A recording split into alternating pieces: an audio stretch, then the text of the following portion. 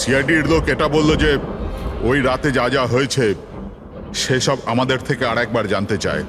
এই জায়গাতেই যেখানে পার্টি হয়েছিল সেখানে এক্স্যাক্টলি কি হয়েছিল, ওই রাতে কে কি করছিল এবং কোথায় ছিল। আরে এসিপি স্যার এখন অব্দি এলেন না কেন? আমি এর থেকে বেশি অপেক্ষা করতে পারবো না। এনাফ। একটা কাজ করি, এসপি স্যারকে একবার ফোন করে নিই। Please. ওকে। আরে তোমরা যা করবে করো, আমি তো চললাম। আমি এখানে এক মুহূর্ত থাকবো না, আরে এক দাঁড়া। মুহূর্ত থাকবো না। আরে দাঁড়া না একবার।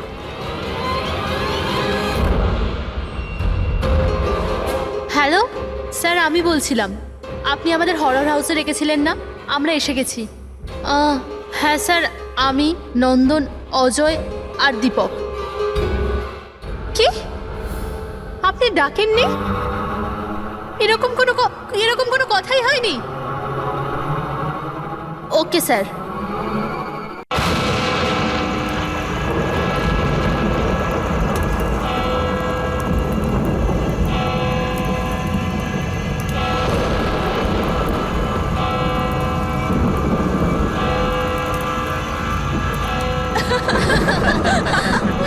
মজার জোক ছিল, শুনেছো তুমি?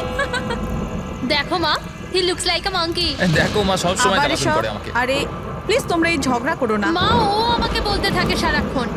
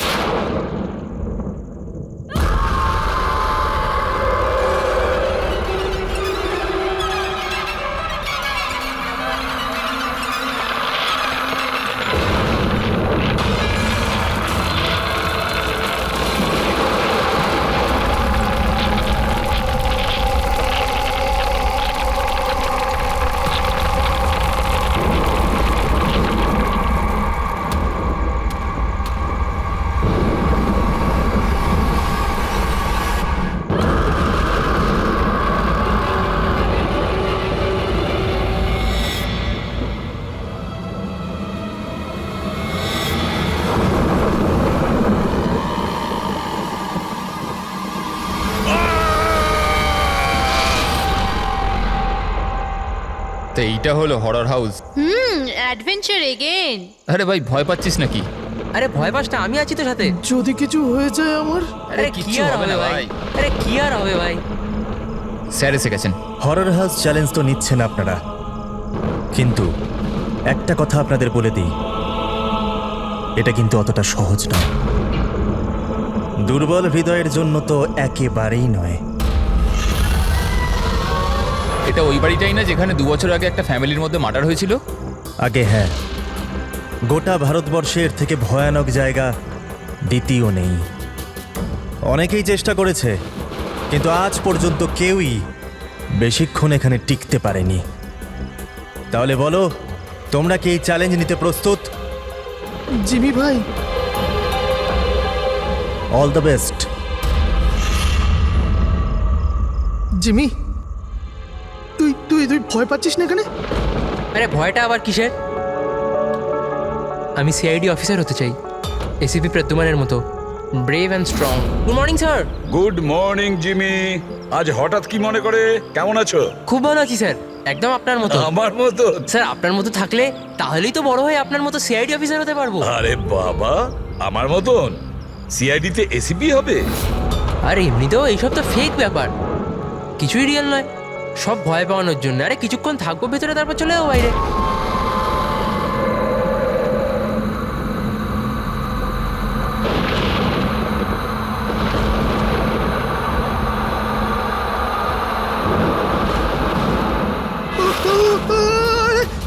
আরে আরে খোল রোহিত, রোহিত খোল না, আরে খোল। ঠিক আছে, আরে রোহিত তো খোল না।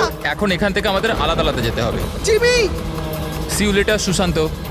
আরে Bye. জিমি প্লিজ দরজাটা সুশান্ত খুলে কিচ্ছু দে হবে জিমি। না। আরে চল না ভাই। আরে please come back guys.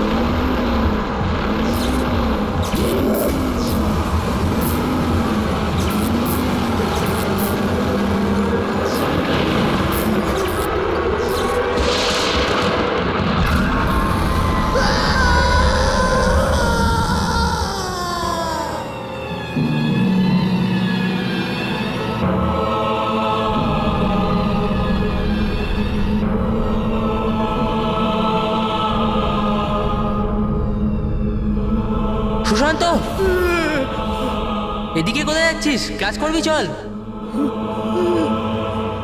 Sushant, কি হয়েছে? কাল রাত্রিরে আন্টিও ফোন করেছিল। তোর কি হয়েছে আমাকে একটু বলবি? দেখে তো কিছুই বোঝা যাচ্ছে না, কিছু তো বল। তুই চল আমার সাথে ক্লাসে চল। এই, কিছু তো প্রবলেম আছে।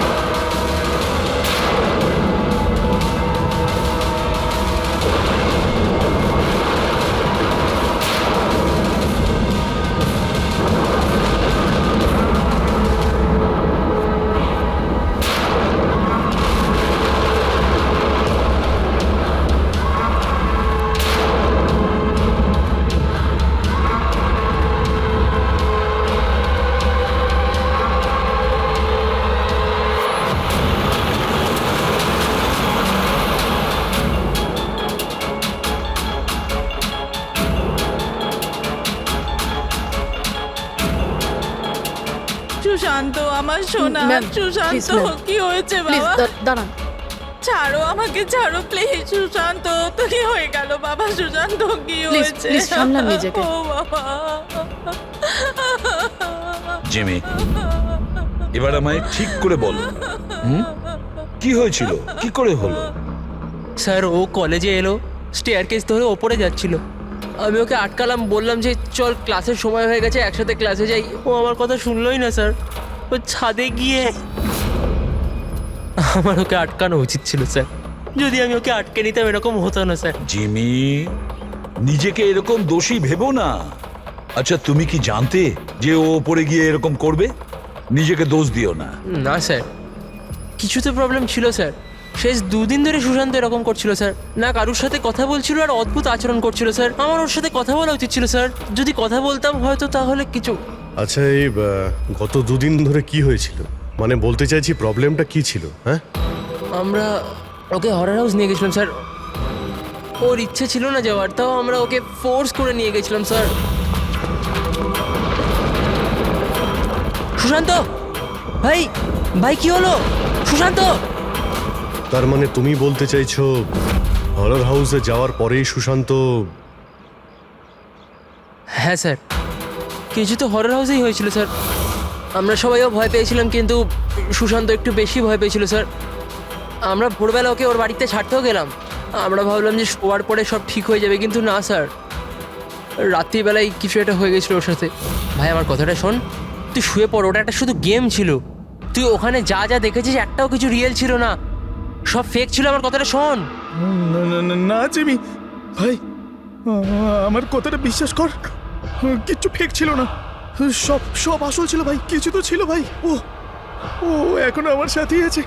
ও আমাকে ছাড়বে না ভাই, আমাকে ছাড়বে না। ওর কথা বলার ধরন থেকে আমার মনে হলো যে ও এখনো ভয় পেয়ে আছে, কিন্তু না স্যার, সুশান্ত ঠিক ছিল স্যার। ওকে কেউ একটা মেরে দিল স্যার, আর আমরা বাঁচাতেও পারলাম না। মেরে দিল সুশান্তকে স্যার।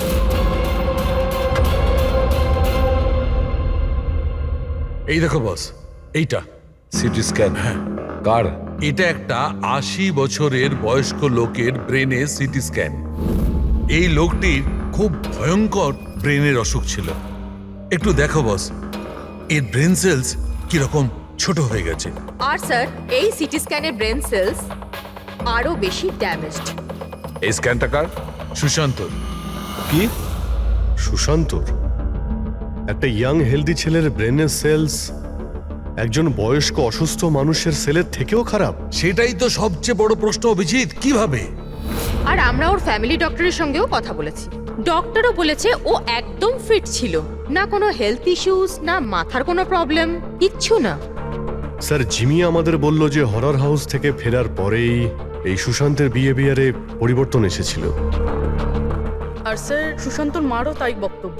সুশান্ত অদ্ভুত অদ্ভুত কথা বলতে শুরু করেছিল। ওর মনে হচ্ছিল ওর আশেপাশে কেউ আছে যে ওকে মারতে চায়, অথচ কিছুই ছিল না। মাত্র দুদিনে সুশান্তর স্কিজোফ্রেনিয়া সিম্পটম দেখা দিয়েছিল, কিন্তু কিভাবে? অভিজিৎ, জিমি হয়তো ঠিকই বলছে, এটা কোনো আত্মহত্যা নয়, খুন হয়েছে, খুন করা হয়েছে, কিন্তু খুন করলো কিভাবে?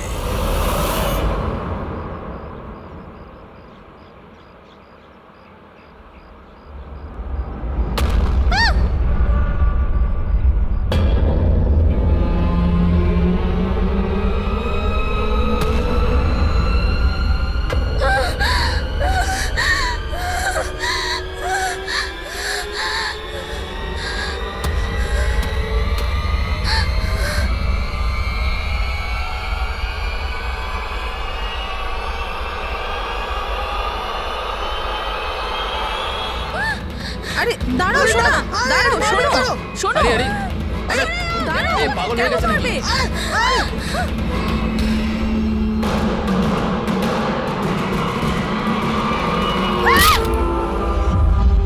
মেয়েটা খুব ভয় পেয়েছিল, এমন মনে হচ্ছিল যেন কেউ ওর পিছু নিয়েছিল।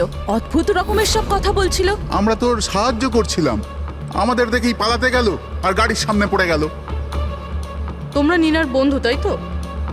তো তোমরা ওকে কখনো অদ্ভুত বিহেভ করতে দেখেছো? ছিল, কিন্তু আজ যখন কলেজ এলো একদম অন্যরকম বিহেভ করছিল। জিজ্ঞাসা করতে কিছু বললো না তো, তারপর হঠাৎ করে ক্লাস ছেড়ে চলে গেল। মানে কাল অবধি সব ঠিকঠাক ছিল, তো আজ আর কালের মধ্যে এমন কি হয়েছে যে ও এইভাবে বিহেভ করছিল? কাল রাতে আমরা হরর হাউসে গিয়েছিলাম, আর লিনা খুব বেশি ভয় পেয়ে গিয়েছিল।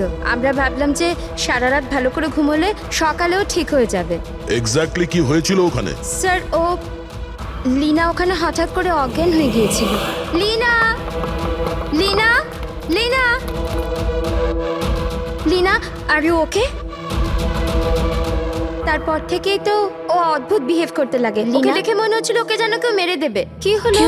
কেউ আছে ওখানে, দেখ কেউ আছে। না, কেউ ওইখানে নেই এসছে ওখানে। কেন? যাও, গো। কেউ নেই ওখানে। আমি যেখানেই যাই সেখানেই চলে আসে। আমাকে ছাড়বে না, আমাকে মেরে ফেলবে। হরর হাউস, এটা সেই হরর হাউস যেখানে সুশান্ত তার বন্ধুর সঙ্গে গিয়েছিল, আর যেখান থেকে আসার পরে ওর আর নিনার মাথার মধ্যে নানান রকমের চিন্তা ঘুরতে থাকে, ভুল ধারণা হতে থাকে। কিছু না কিছু গন্ডগোল আছে এই হরর হাউসে, কিছু না কিছু গোলমাল আছে। এরকম কিচ্ছু নেই স্যার, আমি সত্যিই জানি না ওদের দুজনের কি হয়েছে। তুমি জানবে না তো আর কে জানবে? হ্যাঁ, এই হরর হাউসের ব্যাপারে তোমার কোম্পানি সোশ্যাল মিডিয়াতে মেসেজ শেয়ার করেছিল, তাই না? আর এতে পরিষ্কার লেখা আছে যে এই হরর হাউসে মার্ডার হয়েছে, আর যে কেউ এই বাড়িতে এক রাত থাকলে তাকে 50,000 টাকা পুরস্কার দেওয়া হবে। হ্যাঁ, আর এতে এটাও লেখা আছে যে এই হরর হাউস তৈরি হওয়ার আগে 2-3 জন এখানে রাতে ছিল যারা এখনো নিখোঁজ। এদের এখনো পর্যন্ত খোঁজ পাওয়া যায়নি। স্যার, মার্কেটিংয়ের জন্য সব কিছু করতে হয়। হরর হাউসের প্রমোশনের জন্য কিছু অ্যাক্টরকে দিয়ে আমরা কাজ করিয়েছিলাম, যাতে লোকেরা এখানে আসে।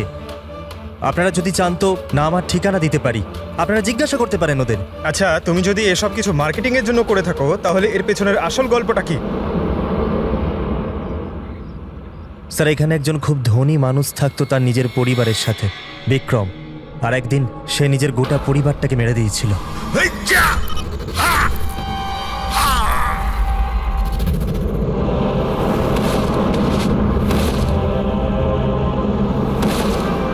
আমাকে মারতে এসেছিল, সবাইকে মেরে দিয়েছি আমি, সবাইকে মেরে দিয়েছি আমি। আমায় মারবি, আমায় মারবি।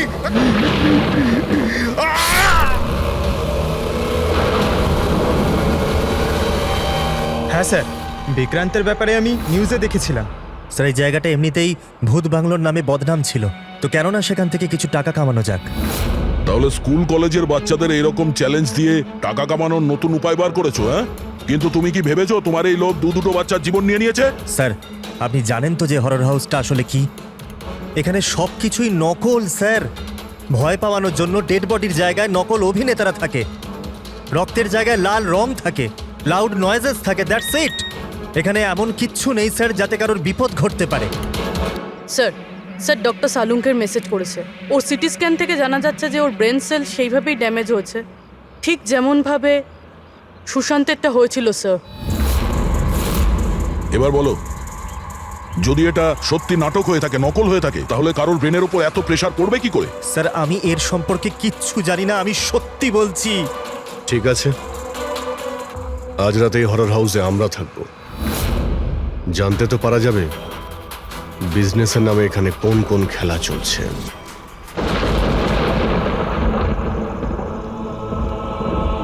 অভিজিৎ, এই বাড়ির মালিক মহেশ আর ওর স্টাফ গন্ডগোলের মনে হচ্ছে ওরাই সেই লোক যারা এসব করছে।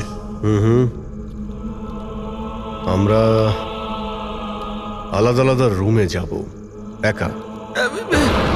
আমরা সবাই নিশ্চয়ই এটা জানি যে এরা এখানে এমন ব্যবস্থা করে রেখেছে যাতে আমরা সবাই ভয় পেয়ে যাই। হ্যাঁ,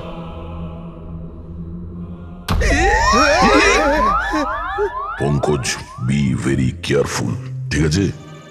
এই বাড়িতে দুজন মারা গেছে, অনেক কিছু হতে পারে যখন তখন, তাই সাবধানে থেকো, ঠিক আছে? হ্যাঁ স্যার।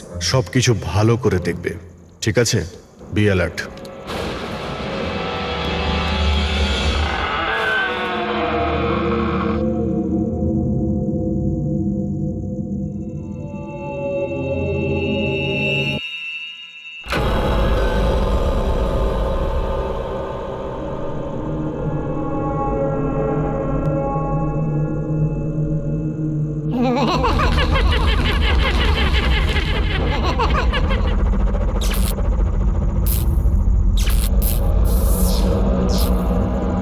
যদি দরজা অবধি যেতে হয় তো এই লাশগুলোকে টপকে যেতে হবে।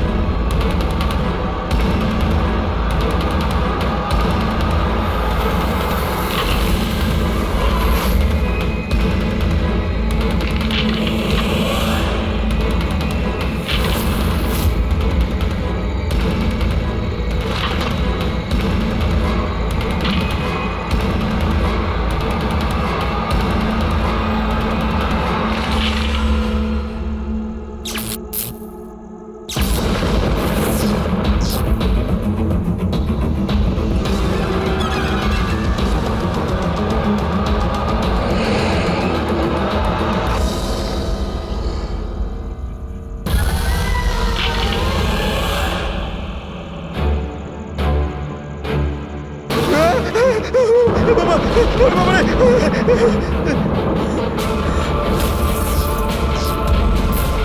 বিক্রান্ত,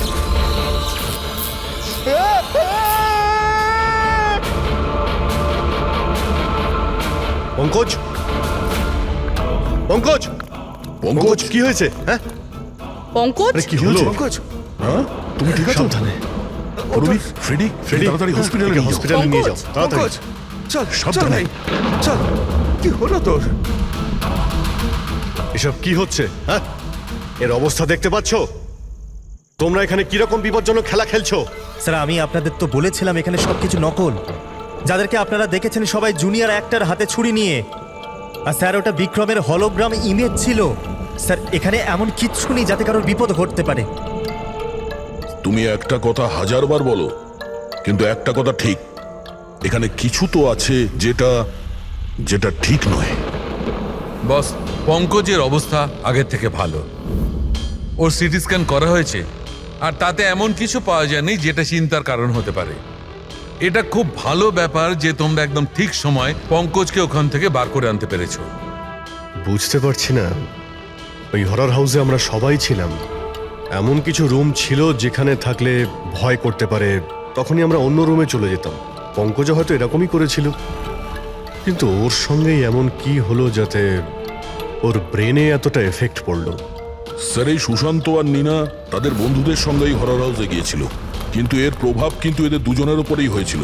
ওদের বন্ধুদের উপর কোনো প্রভাব হয়নি, সবাই নর্মাল ছিল। স্যার, হতে পারে ওই হরর হাউসের কোনো একটা ঘরে এমন কোনো জিনিস আছে যেটা মানুষের ব্রেনের ওপর খুব প্রভাব ফেলে। এই পঙ্কজ, নীনা, সুশান্ত ওরা গিয়েছিল তাই ওদের ব্রেনে প্রভাব পড়েছে। বাকি সবাই ওই ঘরে যায়নি তাই ওদের ব্রেনে কোনো প্রভাব পড়েনি। হতে পারে দয়া, হতে পারে, কিন্তু কোন রুমে ঘটনাটা ঘটেছে সেটা তো জানতে হবে।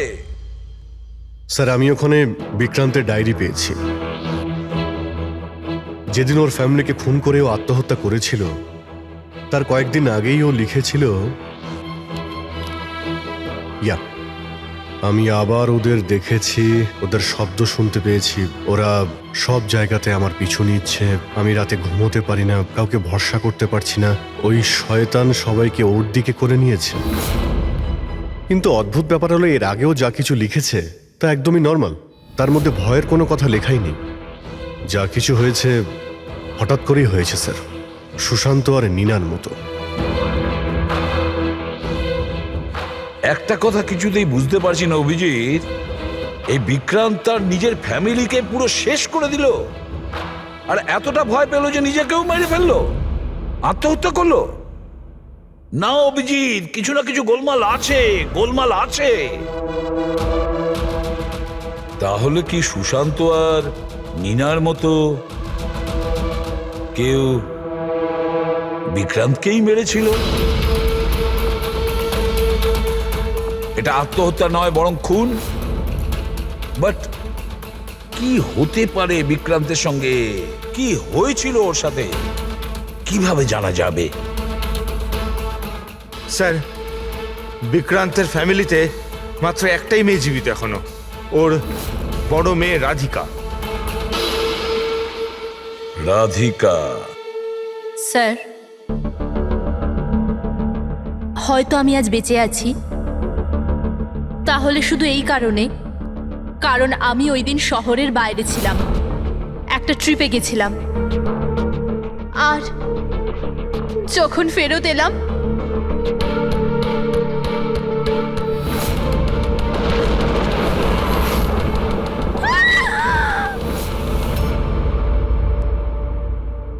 ওনার ডায়েরি আমি পড়েছি, তাতে এটা জানতে পেরেছি যে 10 সেপ্টেম্বরের আগে উনি একদমই নর্মাল ছিলেন।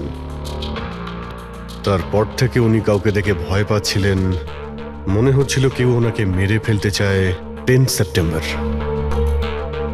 স্যার, 10ই সেপ্টেম্বর তো আমরা বাবার 50 বার্থডে সেলিব্রেট করেছিলাম। অনেক লোক এসেছিল, ফ্যামিলি, ফ্রেন্ডস, আর স্যার বাবা তো খুব খুশি ছিল। স্যার, কিন্তু বাবার বার্থডের পরেই ওনার বিহেভিয়ার চেঞ্জ হয়েছিল। অভিজিৎ,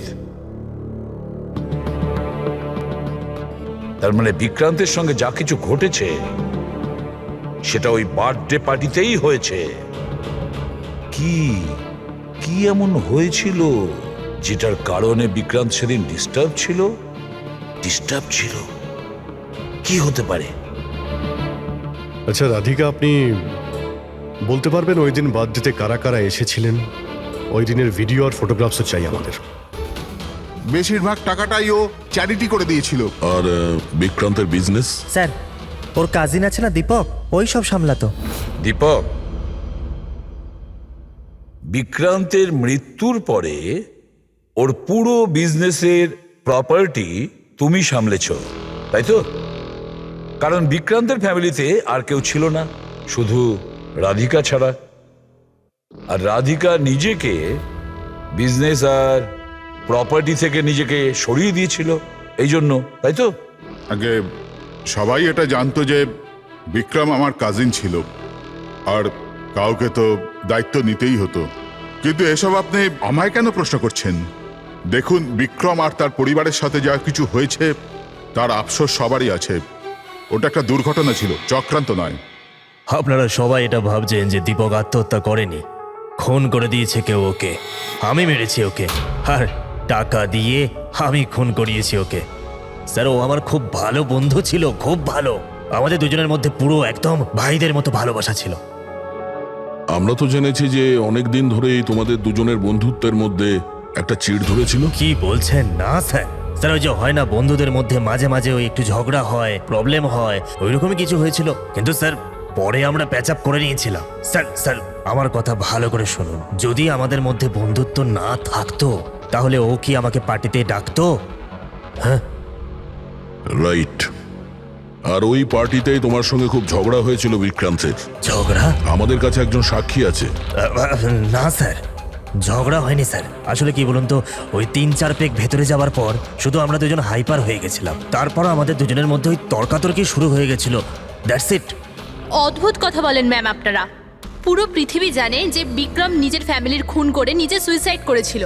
হতে পারে ওর অনেক বড় প্রবলেম ছিল, পুলিশও এই কেসটা ক্লোজ করে দিয়েছে। তো আপনারা কেন আমাকে 2 বছর বাদে এই কেসটাতে ফাঁসাতে চাইছেন? আই মিন, আমি এরকম কেন করব? দেখুন, আমরা তো শুধু এটুকুই জানতে পেরেছি, বিক্রান্তের কোম্পানিতে বছরের পর বছর কাজ করার পরেও আপনার প্রমোশন হয়নি। ইনফ্যাক্ট বিক্রান্ত আপনাকে বরখাস্ত করতে চেয়েছিল, আর তারপর আচমকা বিক্রান্তের মৃত্যুর পর আপনার ফাইন্যান্সিয়াল কন্ডিশন বেটার হয়ে গেল। হ্যাঁ, তো মানে আপনারা এটা বলতে চাইছেন যে আমি বিক্রমকে খুন করে ওর পুরো প্রপার্টিটা নিজের নামে করিয়ে নিয়েছি? Is that you want to say? আপনাদের এটা মনে হয় যে আমি বিক্রমকে উস্কেছিলাম নিজের ফ্যামিলিকে মেরে দিয়ে আত্মহত্যা করার জন্য? এ ব্যাপারে আপনাদের কাছে কোনো প্রমাণ, কোনো সাক্ষী আছে? দীপক, বিক্রান্তের 50তম জন্মদিনের পার্টিতে তুমি নিশ্চয়ই ছিলে, তাই তো? তাহলে কোনো গিফটও নিয়ে গিয়েছিলে? 50 বছরের পার্টি বলে কথা। কি কি নিয়ে গিয়েছিলে একটু বলো না। আগে 2 বছর আমি বিভিন্ন জনকে বিভিন্ন গিফট করেছি। কি করে বলবো যে বিক্রমকে কি দিয়েছিলাম? আমি ঠিক মনে করতে পারছি না। আই থিঙ্ক শুধু কার্ডটাই দিয়েছিলাম। কিন্তু স্যার এই হঠাৎ মধ্যেখানে গিফট কোথা থেকে চলে এলো? আর আমার মনে নেই যে আমি ওকে কি গিফট দিয়েছিলাম। এটা 2 বছর আগের ঘটনা ম্যাম। আর কাউকে কোনো গিফট দেওয়া কি কোনো দোষের কিছু? আমি বিক্রমকে ওর ফেভারিট অথরের নতুন বই গিফট করেছিলাম, কিন্তু ওকে অন্যরা কে কি গিফট করেছিল সেটা আমি জানি না। আপনি কেন জানতে চাইছেন?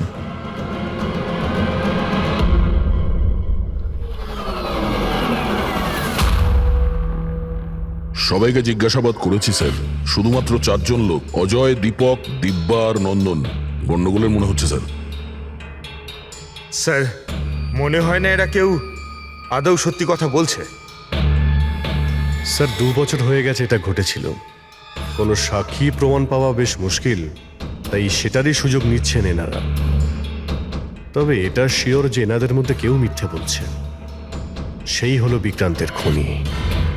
অভিজিৎ, তাও একটা প্রশ্ন থেকে যায়, যদি এমন কেউ গিফট দিয়ে থাকে যেটাতে মাথা খারাপ হয়ে যায়, তাহলে বিক্রান্তের কেন মাথাটা খারাপ হলো সেই জিনিসটা পেয়ে? আরো তো অনেকে ছিল ওই ঘরে, তাদের কোনো কিছু হয়নি কেন? হ্যাঁ স্যার, বিক্রান্তের ফ্যামিলিতে 5 জন লোক ছিল, চাকর বাকর আলাদা। ওদেরও তো প্রভাব পড়তে পারতো এর ওপরে। যেমন 2 বছর বাদে যত লোক ওখানে গেছে কারোর ওপর কোনো প্রভাব পড়েনি, শুধুমাত্র পঙ্কজ, সুশান্ত আর নীনা। পঙ্কজ বলো, কোন রুমে গিয়েছিলে আর কিভাবে গিয়েছিলে?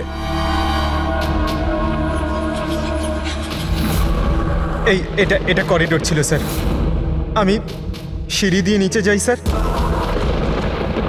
করিডোর ক্রস করে এখানে হলে যাই স্যার, আর তারপর স্যার ওখানে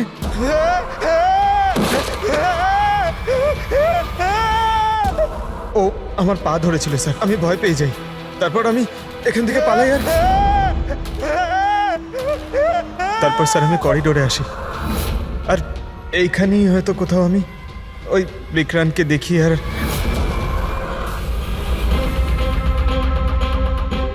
হ্যাঁ স্যার, পঙ্কজকে আমরা এখানেই পেয়েছি, এই করিডোরেই। আর নীনাকে ওর বন্ধুরা এই জায়গাতেই দেখেছিল। আর সুশান্ত এখানেই, সুশান্ত! এই জায়গাতেই পেয়েছিল। আর সেটা যাই হোক, যেটা আমরা খুঁজছি হতে পারে এর আশেপাশেই কোথাও আছে। স্যার ওখানে কি থাকতে পারে? ওখানে তো অ্যান্টিক্স, পেন্টিং, না জানি কি কি ছিল। ওখানে এমন কি থাকতে পারে যার জন্য ওরা মারা গেল? স্যার, বিক্রান্তের মৃত্যু 2 বছর আগে হয়েছিল, আর এই দুজনের মৃত্যু সবে মাত্র হয়েছে 2 বছর পরে।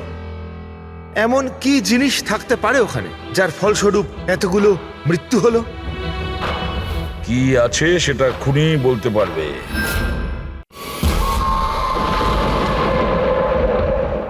সিআইডির লোক এটা বললো যে ওই রাতে যা যা হয়েছে সেসব আমাদের থেকে আরেকবার জানতে চায়। এই জায়গাতেই যেখানে পার্টি হয়েছিল সেখানে এক্স্যাক্টলি কি হয়েছিল, ওই রাতে কে কি করছিল এবং কোথায় ছিল। আরে এসিপি স্যার এখন অব্দি এলেন না কেন? আমি এর থেকে বেশি অপেক্ষা করতে পারবো না। এনাফ। একটা কাজ করি, এসিপি স্যারকে একবার ফোন করে নিই। Please. ওকে। আরে তোমরা যা করবে করো, আমি তো চললাম। আমি এখানে এক মুহূর্ত থাকবো না, আরে এক দাঁড়া। মুহূর্ত থাকবো না। আরে দাঁড়ান একবার।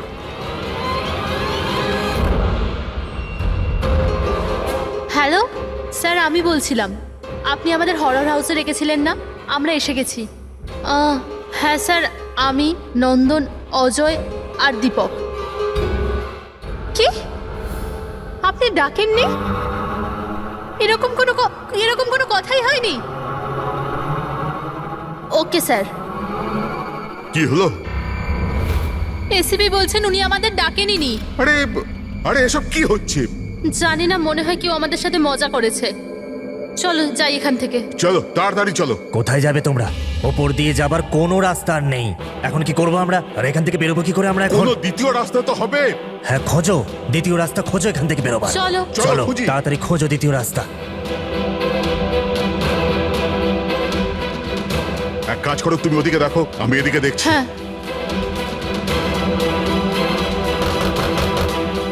আরে কেউ আছেন? প্লিজ দরজা খোলো।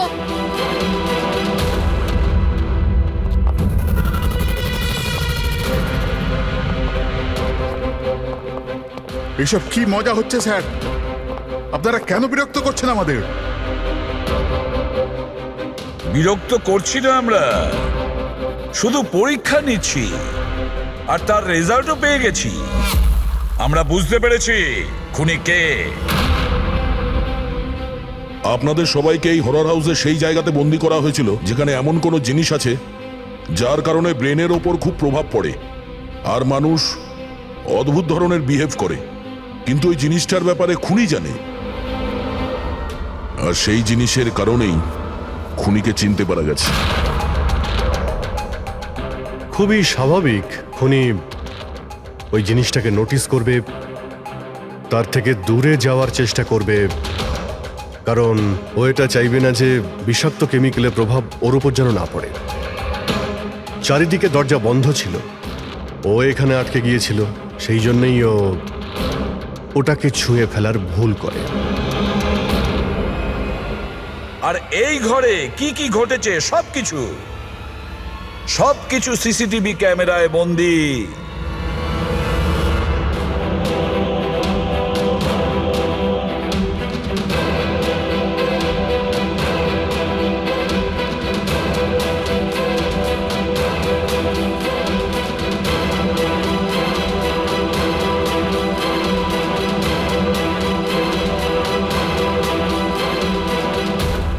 সবাই ভাবতো যে বিক্রম খুব ভালো একজন মানুষ, কিন্তু এটা সত্যি ছিল না। বিক্রম খুবই বাজে লোক ছিল। ওর আমার বউয়ের সাথে অ্যাফেয়ার চলছিল। আমার বউ তার ভুল বুঝতে পেরেছিল। ও বিক্রমের থেকে দূরে যেতে চাইলেই বিক্রম ওকে হুমকি দিতে শুরু করলো। বলতে লাগলো, তোমার বরকে বলে দেবো, ওকে চাকরি থেকে বের করে দেবো। লজ্জায় আমার বউ আত্মহত্যা করেছিল। আর তাই তুমি ওর ওপর প্রতিশোধ নিতে চেয়েছিলে? আমার একটা বন্ধু কেমিস্ট ছিল। আমি ওর থেকেই টক্সিক বিষটার সম্বন্ধে জানতে পারি। আমি জানতে পেরেছিলাম যেটা এমন একটা কেমিক্যাল যাতে মানুষ মানসিকভাবে অসুস্থ হয়ে পড়ে। আমি বিক্রমকে গিফট দেওয়ার জন্য একটা অ্যান্টিক লণ্ঠন কিনলাম, আর ওর সলতেটাকে ওই কেমিক্যালটার মধ্যে চুবিয়ে ওকে গিফট করে দিলাম। যখন যখন বিক্রম ওই লণ্ঠনটাকে জ্বালাতো, ওর বিষাক্ত ধোঁয়া সারা ঘরে ছড়িয়ে পড়তো। বিক্রমের ওপর ওই ধোঁয়ার প্রভাব সেইভাবেই পড়ল যেভাবে আমি চেয়েছিলাম। ফলে ও আস্তে আস্তে পাগল হতে থাকে, আর একদিন হঠাৎ পরিবারের সকলকে মেরে দিয়ে নিজেও মরে যায়। কেউ কোনোদিন এটা জানতেও পারেনি যে ওই কেমিক্যালটার জন্যই ও এত বড় একটা কাণ্ড ঘটিয়ে ফেলল। আর একদিন কেসটা বন্ধ হয়ে গেল। তারপরে বিক্রান্তের এই বাড়িটাকে মহেশের বাবা কিনে নেন। মহেশ এটাকে হরর হাউস বানায় আর বিজনেস স্টার্ট করে দেয়। কিন্তু ওই জিনিসটা এখানেই রয়ে যায়, স্টাডি রুমে নয়, করিডোরে, যার জন্যই এই সব হচ্ছিল। সত্যি বলছি, আমি যখন জানতে পারলাম যে ওই বিষাক্ত লণ্ঠনটার জন্য 2 বছর বাদেও লোকজন মারা যাচ্ছে, তো আমি ঘাবড়ে গেলাম। আমি লণ্ঠনটা এখান থেকে বের করবার রিস্কটা নিতে চাইনি। সব অপরাধী একই কথা ভাবে। সে খুব চালাকি করে নিজের কাজটা করেছে, আর তাকে কেউ কোনোদিন ধরতে পারবে না। কিন্তু সব অপরাধী ওই একই কথা ভুলে যায়। আইনকে কেউ বেশি দিন ধরে বোকা বানিয়ে রাখতে পারে না। একদিন না একদিন সে ধরা পড়বেই। দেখো, তোমার সেই প্রতিশোধের আগুনে কতগুলো নিরীহ লোকের প্রাণ গেল। আইন তোমাকে কোনোদিন ক্ষমা করবে না। কঠোরতম শাস্তি হবে তোমার, ফাঁসি হবে তোমার, ফাঁসি।